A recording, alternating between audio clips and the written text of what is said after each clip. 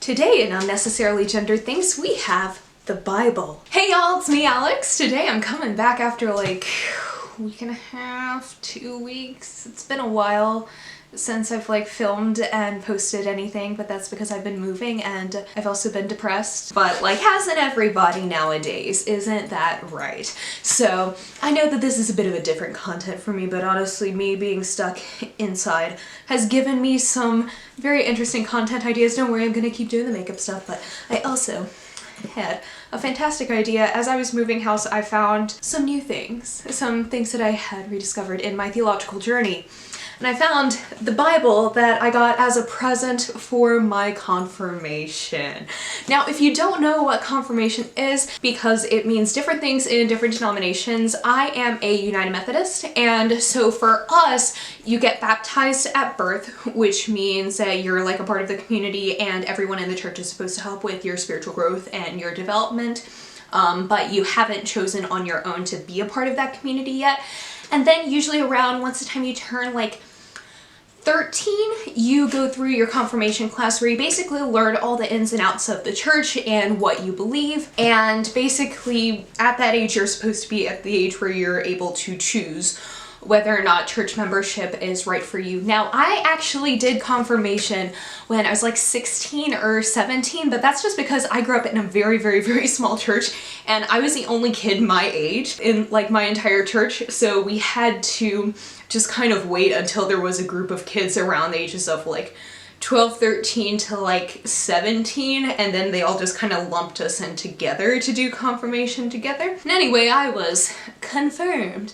And I'm still United Methodist, as you probably have known from watching any of my other videos. And now, this is the Bible that I got as a gift from the church for my confirmation. It is a True Images New International Version study Bible. And it was very sweet. I was confirmed, I was confirmed in March 31st of 2013. I was 16 then.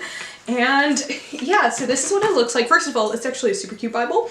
And what I'm going to be doing in this video, because I realized this is a Bible that comes with quizzes inside. Like, I'm a huge BuzzFeed quiz taker, and like my theology has definitely changed since I was 16. And I remember some of these quizzes being very, very, very heavily cis and straight and all of those things. So I thought it would be fun for me as a graduating Masters of Divinity student to go through and look at the quizzes and take the quizzes that I had when I was 16 to see, you know, what I think of it now. I don't know, I think I'll take like maybe 3 because I don't want to make this like super, super long. So anyway, let me just find one that appeals to me and I'll get into it. Ooh, so here's a quiz on your Prince Charming. No, it's not a quiz on your Prince Charming. You're supposed to just like check off what you want in a guy. This is what it looks like. I'm not actually gonna post like screenshots or like a scan page of this or anything in there because I don't know if that would like violate copyright or anything. So I'm just gonna go into it. This isn't even a quiz, but I'm just like interested. You've probably started noticing boys. Okay, so you definitely, they misspelled definitely. Anyway. Okay, so you definitely notice them and you're dreaming of your future with Prince Charming. Check which definition below fits the man of your dreams. Psst. It's okay if you don't have a strong opinion on some of them. Your average guy uses several thousand words per day. Your PC, Prince Charming, blows past that average by third period or barely uses half that many words. He's a silent, mysterious type. I'm too gay for... Anyway, your best friend asks you, do you think you already know the guy you're gonna marry? You say, that's possible. I'd rather date someone I've known for a while. Or, no way, I'm a love at first sight kind of girl. I mean, to be honest, I would rather date someone I've known for a while. I'm like very, very, very demi in that regard. When you close your eyes and picture your PC, he's the basketball build, tall, thin, and toned. The soccer size, lean, sporty, and in great shape. The football physique, broad shoulders, big arms, and a strong body. What if you just like don't care. I'm looking at all this because a lot of this does have to do with like physical traits of what someone would want in a guy. Like not necessarily like, yeah, there's some that's like personality and stuff, but I find it very interesting that, you know, a Bible is where we're going to do the like Tiger Beat type quizzes on like what kind of a guy you want. Anyway, let me get to an actual quiz. Ooh. The perfect date, whether it's your first date or 50th. He asks you what you're up for on a Saturday night. You say, A, pick up basketball, bring it on. B, opening night at the Shakespeare Theater. Or C, chillin' at home, low-key and fun. I've actually checked off a whole bunch of these. Let's see. So when I was 16, I said that I wanted to chill at home, low-key and fun, but honestly, I think maybe it might just be like the quarantine getting to me and all that, but I would rather go for an opening night at the Shakespeare Theater. That sounds really fun, and I had actually visited the American Shakespeare Center in like Stanton, Virginia, and it was pretty cool. You're staring at your closet wondering what to wear. Eureka! You grab A, a tank top and your favorite baseball cap.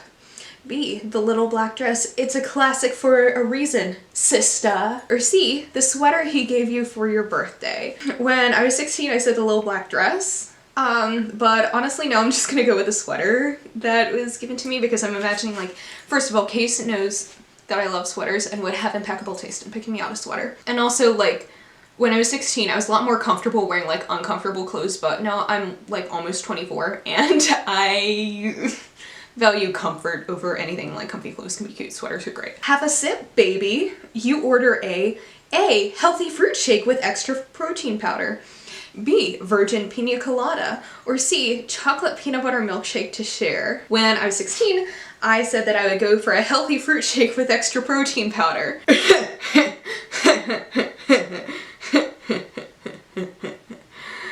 No. So if I were to order a pina colada, it would not be virgin by any means, but you know, we're keeping it Christian here. We're keeping it PG. But honestly, a chocolate peanut butter milkshake sounds really damn good, but if we're gonna share it, it needs to be like large. Like, you know the child size? The whole Punch Burger thing in Parks and Rec, remember when they had like the child size drink that was like this big, and it was like, yeah, because this would be the size of like a 4-year-old if you were put into liquid form.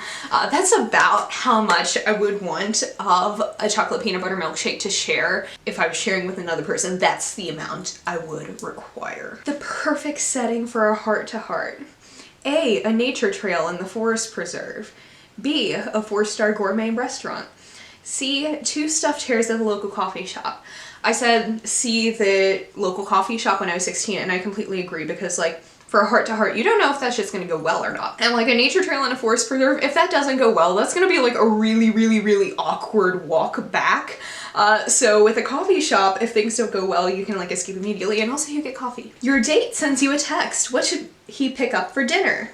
A, ingredients for make your own pizza. B, sushi with chopsticks. Or C, fajitas for 2. So when I was 16, I said that I would get sushi with chopsticks. I had never had sushi before until I got to like college. And it was just because I really like the idea of being a classy person who ate sushi. And now I am extremely picky about it because of like the whole texture thing. So like, what the fuck? What was I thinking? So I'm gonna go with ingredients for make your own pizzas, because I want that. The hair, what to do? A, the sporty ponytail. B, the classic messy bun. Or C, down and natural, his favorite. So I can't do any of those. I'm going to ignore that question. You can tell he's dying to hold your hand. You hope he A, reaches out and grabs it, B, asks first politely, or C, when isn't he holding your hand? When I was 16, I said that I hope that he asked before holding my hand. Is holding hands like third base for people with purity rings? Because I had a purity ring back then. Can I hold your hand? Like, it's your turn to plan a romantic evening out. Your pick. A, skee ball and pizza at Chuck E. Cheese. B, candlelight dinner for 2 at a French restaurant. Or C, make dinner together and go for a picnic. I said C when I was 16. I'm gonna say C now because honestly, like, picnic sounds delightful, but that's because I'm craving a lot of fresh air right now. And also Chuck E. Cheese would be too overwhelming, and I'm an adult, so. I don't recall feeling like I needed to go to Chuck E. Cheese as a teenager, so I'm really like questioning what age this was written for, because like, where are the pictures of like the happy girls in the front? Here are the happy girls in the front of the Bible, and they look like teenagers, you know? Teenagers, maybe even young adults, like college age people, like freshmen, sophomore in college. I'm not sure if, looking back, these questions, okay. I never wanted to go to a Chuck E. Cheese. I've never been to a Chuck E. Cheese. I don't plan to. Bummin'. Because that's how teenagers talk. Bummin', the night's over. How do you say goodbye? A, slap a high five. B, a casual hug. Or C, classified info. I never kiss and tell. Ooh, we're getting scandalous here. Imagine just going on a date with someone and them giving you a high five at the end. Go team! You know, smack them on the ass like they hit a home run in baseball, you know, that's how I like to end my dates. Just high five, homie. I went with classified info. I never kiss and tell. Then and now. If this guy wants to win your heart, he'd better call A, what are you talking about? We hang out every day. B, within 48 hours. Or C, as soon as he gets home. Oh, so this is the question of when you call after first date. I'm just gonna go with the fact that Case and I live together, and say, what the fuck are you talking about? We hang out every single day, because we do. Flowers are waiting for you when you get home. You secretly hope they are. A, bright yellow daisies. B, long-stemmed red roses. Or C, it doesn't matter as long as he picked them. I went with C then, I'm going with C now, because I really... Just the idea of flowers is super cute, actually. What do your P's, I'm assuming that means parents, what do your P's really think of him? A, they're pumped for your double date next weekend. B, he's passed the written test, his interview is next week. Or C, he's already practically part of the family. So I'm gonna go with C, because Case is a part of the family. We've done Christmas together. We've done many holidays together. A double date with your parents, so that makes me think of like that one John Mulaney bit where he was like, you know, when you're getting to that stage where your significant other meets your parents, it's like, you know what would make this relationship even better? I'm gonna bring Lori and Dennis into this. Okay, so I think I got mostly C's. So the perfect date is the mostly C's mad about you. You're a long-term relationship kind of girl. None of this fling stuff for you. You'd rather get deep with one guy than jump from boy to boy. Guys like you because they can tell you really care for them and you're the kind of girl a guy could fall in love with. Sisterly advice. Don't settle for the first boy you come across. There are other fish in the sea. So I actually think that is like pretty good advice for someone who's like a teenage girl, like at 16, if you were to get that one, or honestly, any of them. Thinking about, you know, the kinds of, like, I didn't really date a whole lot as a teenager, but my expectations about relationships were obviously very warped from what they are now. And thinking about that advice of like, don't settle for that first person you fall in love with. Like, yes, this is unnecessarily gendered and straight, but I think that is genuinely really good advice of like, don't fall for the first person who gives you attention. Just because they give you attention doesn't mean they're like actually good for you. You are special and deserving of someone who gives you attention, but also that like you actually are able to form a bond with. You know what I mean? I still don't understand why the quiz is in a Bible, but okay.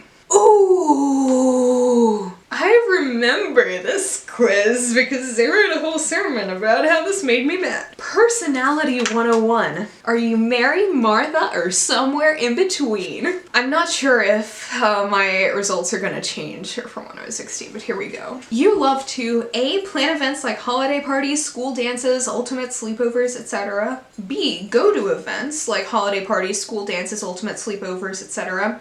Or C, spend one-on-one time with a friend. I answered A back then, and I'm very much an A now. I love planning events. When I was in college, for all 4 years, I planned events for our diversity office, and it's still something I take a lot of pride in. It's something I enjoy a lot. So very much enjoy that. A perfect day for you involves acing a test, winning the lead in the school play, or finally completing an assignment that took forever. B, a half day at school, a movie or two with friends, and out for coffee. Or C, fresh air and sunshine and just time to be. I answered B back then, but I'm very much a C person type now. Like, yes, A feels very, very good to me as I'm a very, very type A kind of person. For me, having that sense of stability that would come with me, like, you know, doing really well on a test or getting a lead role or something, that would feel genuinely really good. But honestly, I think what I need more in my life right now is just like time to chill.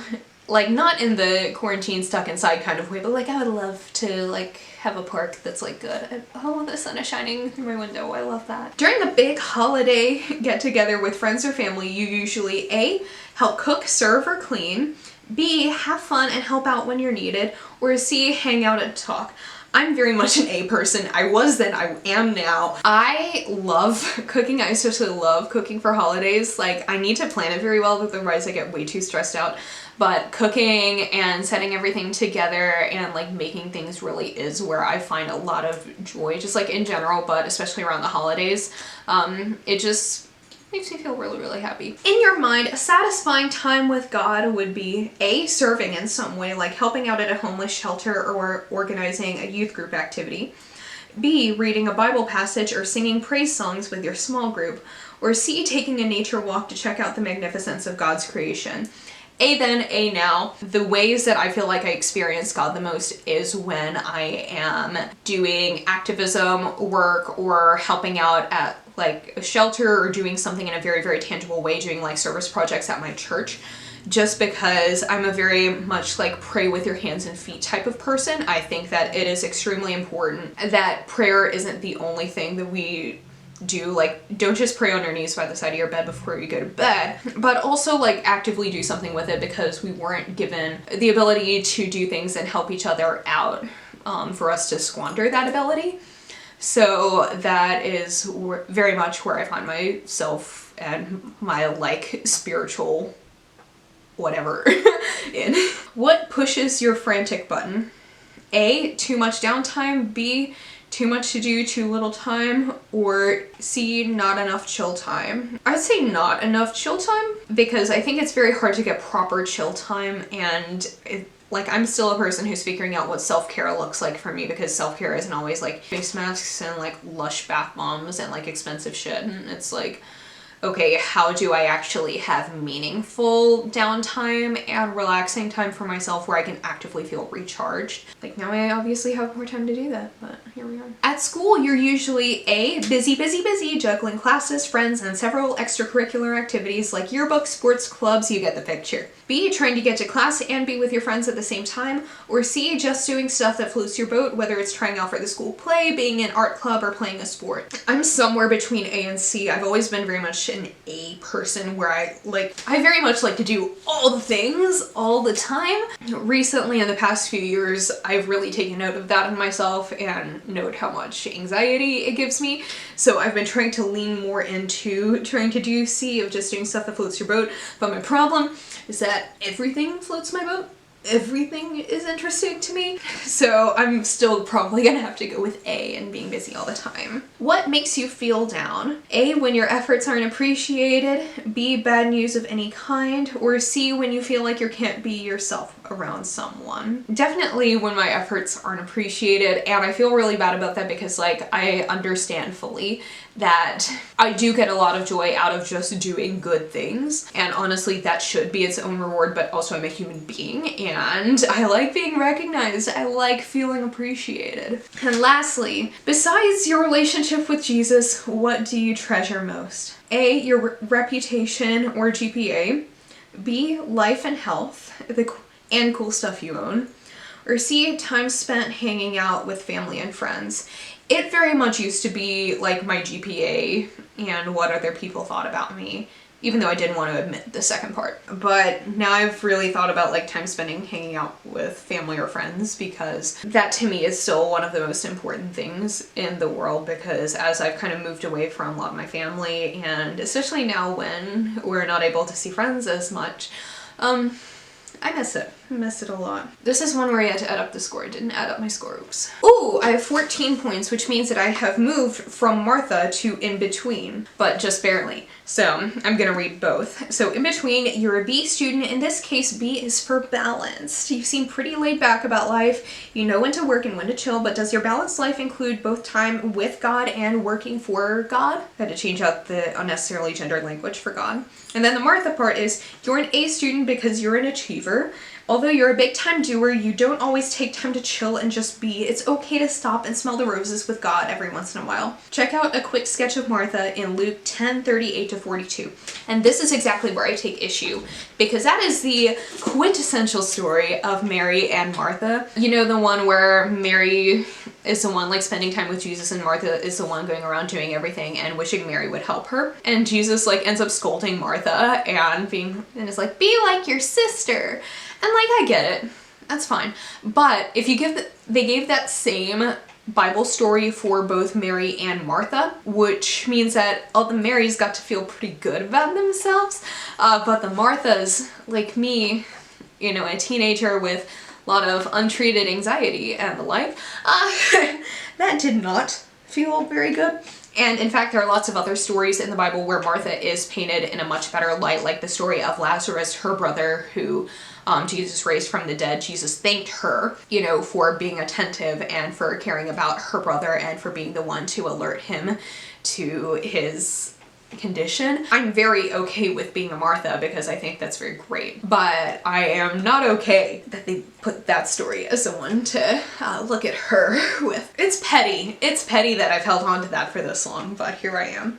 Okay, I'm gonna find one more. Oh, okay. So, diva, doormat, or dream date. Whether you have a boyfriend or not, you can still find out how you rate as a girlfriend. Are you a demanding diva? A docile doormat? Or would you make the list of all-time dream dates? Check it out! When it comes down to spending time with you, your boyfriend A, hangs out with you whenever you want, B, lets you know when he wants to hang out, or C, hangs out with you some, hangs with the boys some. C, because it's important to have time with your significant other and with your friends. If your guy told you about a problem he faced, you would A, jump right in and solve it, B, give him some space until he gets over it, C, offer your help but wait till he accepts your offer before doing anything. C, as much as I would like to do A and jump right in and fix everything because I'm very much a fixer, I don't need to actually do that because other human beings are beings with autonomy. Wow. When your birthday rolls around, you'd be happy if your boy A, gave you expensive gifts and lots of them, baby. B, gave you whatever crumbs, time, or gifts he's willing to throw your way. Jesus Christ. Or C, did something fun and thoughtful. C, wow. You catch your boyfriend checking out another girl. You A, read him the riot act and give him the silent treatment. B, do nothing, boys will be boys. Or C, ask him what's up. I don't automatically equate that to someone like not being interested in me because like I'm leaning more towards B, honestly. I hate the boys will be boys statement, but I don't automatically equate someone finding someone else attractive to not wanting to be with me. I'm in a long-term committed relationship with someone who I'm attracted to and I love very much. But you know what? Tom Hiddleston is still gorgeous. And would I check him out if I saw him in person?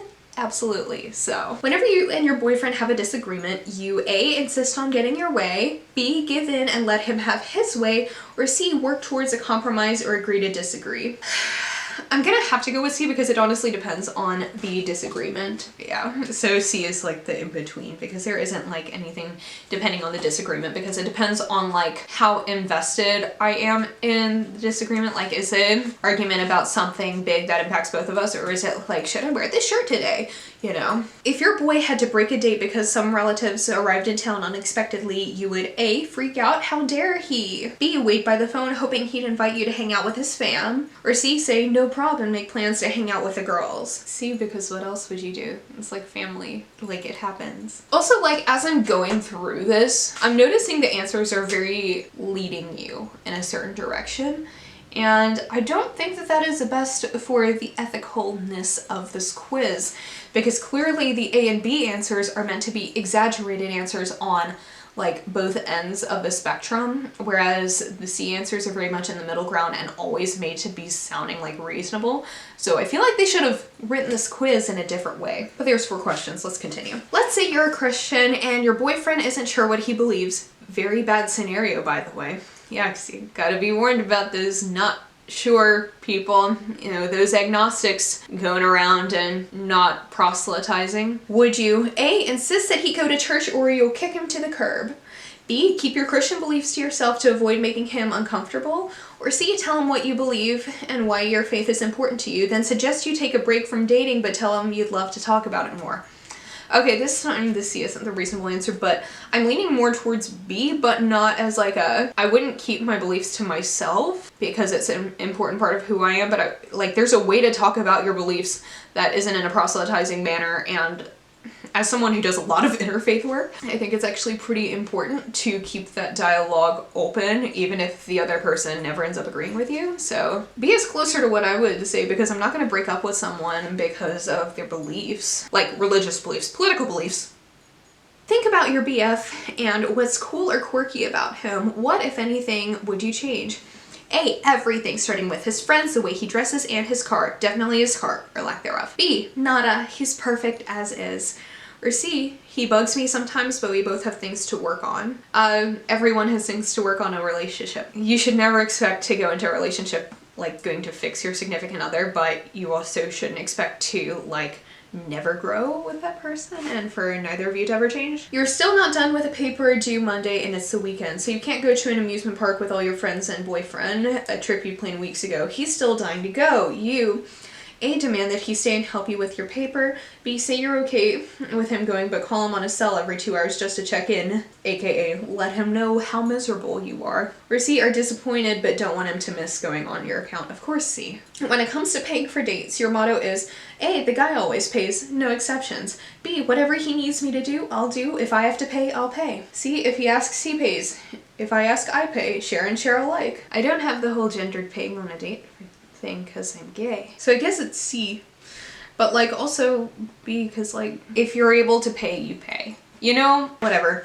Okay, so apparently I'm a dream date according to this quiz, so Case is very lucky to have me. All y'all are missing out. You're the girl with something extra. Respect for yourself and for your guy. That's pretty cool. Here's the pat on the back that you deserve. Pat, pat. Want to keep building your dream date potential? Ask God to show you an older Christian girl who has this dating thing well balanced in her life and take notes on her methods. I'm glad that I'm much more well-rounded than I was at 16. Like if you're not more well-rounded than you were at 16, then probably doing something wrong.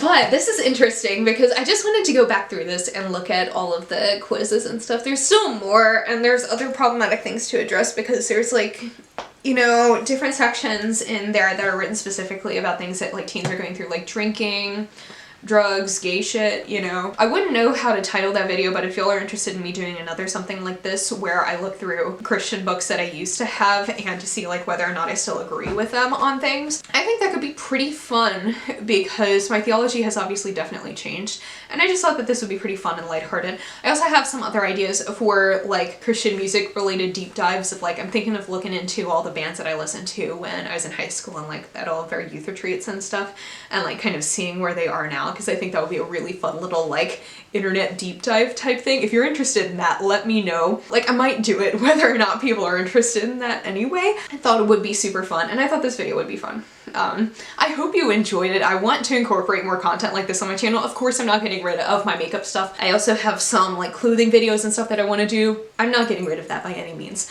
So anyway, if you like this video, please give it a thumbs up. Thank you so much for watching, and I will see y'all in my next one. I hope y'all have a wonderful day. Bye!